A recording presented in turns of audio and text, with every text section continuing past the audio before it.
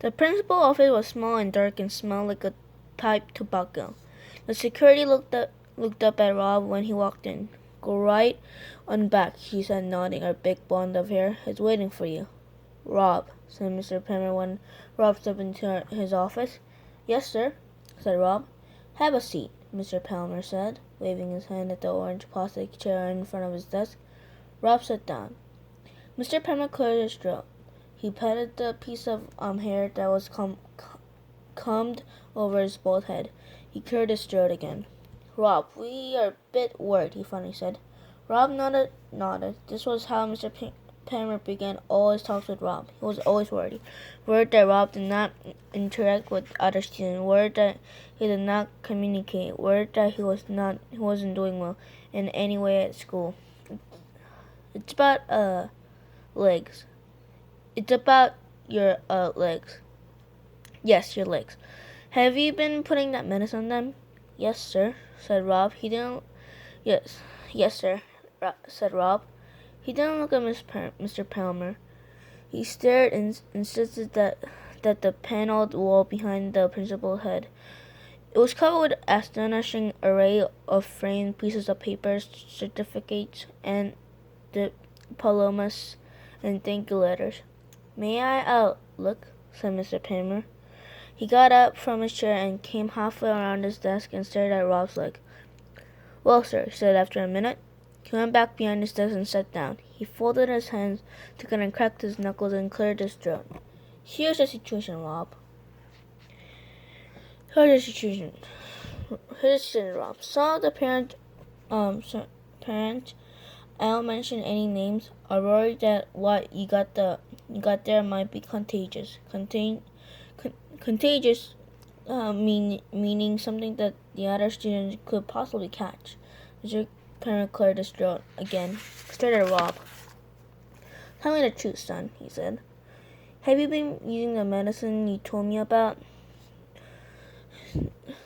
Have you been putting that on? Sorry, guys. Tell me the truth, son, he said. Have you been using the medicine you told me about? The stuff that Dr. in Jacksonville gave you? Have you been putting that on? Yes, sir, said Rob. Well, said Mr. Palmer, let me tell you what. I think, let me be upfront and honest with you. I think it might be a good idea if we had you stay home for a few days. What will we do just give that old medicine more of a chance to kick in? Let it start working its magic on you. And we'll have you come back to school when your legs have cleared up. What do you think about that plan? Rob stared down his legs. He felt the picture of the tiger burning his pocket. He concentrated on keeping his heart from singing out loud with joy. Yes, sir, he said slowly. That'll be all right. That's right, said Mr. Palmer. I thought you'd think it's a good plan. I'll tell you what I will do.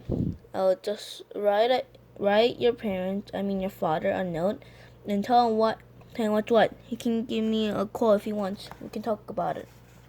Yes, sir, said Rob again. He kept his head down. He was afraid to look up.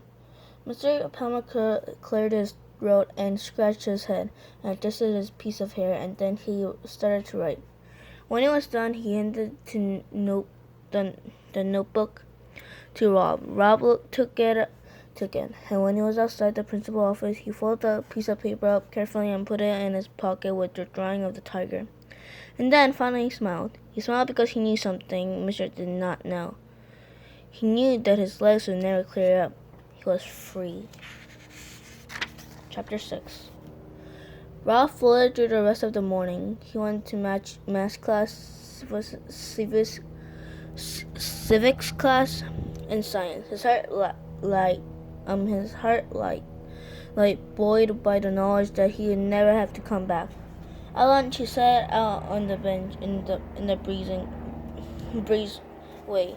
He did not go into the lunchroom. Norton and Billy Drummond were there, and nothing had tasted good to him since his mother died, especially not the food at school. It was worse than the food his father tried to cook. He sat on the bench and unfolded his drawing of the tiger, and his fingers started making it in a was sitting like that, swinging his legs, studying the drawing, when he heard shouting and the high-pitched buzz of excitement, like crickets, that the kids made when something was happening. He stayed where he was. In a minute, the faded red double doors of lunchroom swung open and Sister Billy came marching through them. Her head is held high. Behind her was a whole group of kids, and just when Sister noticed Rob sitting there on the bench, one of the kids threw something at her. Rob couldn't tell what, but it hit her, whatever it was. "Run!" he wanted to yell at her. "Hurry up and run!" But he didn't say anything. He knew better than to say nothing. Not anything. He just sat and stared at Sister with his mouth open. And she stared back at him, and she turned and walked back into the group of kids like somebody walking into deep water. And suddenly she began swinging her fists. She was kicking, she was twirling, then the group of kids closed in around her, and she seemed to disappear. Rob stood up so that he could see her better. He caught the side of her pink dress. It looked all crumpled, like a wetted-up tissue. He saw her arms, still going like mad. "Hey!" he shouted, not meaning to. "Hey!" he shouted again, louder. He moved closer. He moved closer, the drawing of the tiger still in his hand. "Leave her alone!" he shouted, not believing that the words were coming from him. They heard him then and turned to him. It was quiet for a minute. "Who are you talking to?" a big girl with black hair asked. "Yeah," another girl said. "What do you think you're talking to?" "Go away," Sissy muttered in a gravelly voice. But she didn't look at him.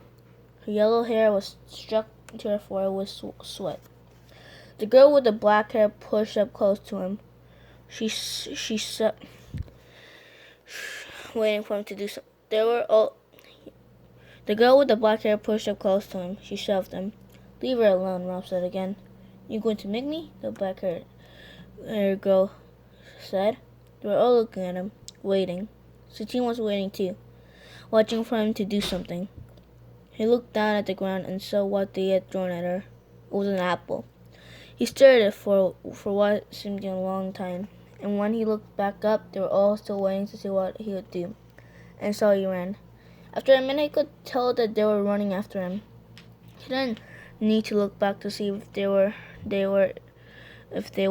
He knew it. He knew that feeling of being chased. He dropped the picture of the tiger and ran full out, pumping his legs and arms hard. They were still behind them. A sudden thrill went through him when he realized that what he was doing, saving Sistine Bailey. Why he tried to save Sistine Bailey. Why he would want to save somebody who hated him. He couldn't say. He just ran, and the bell rang before.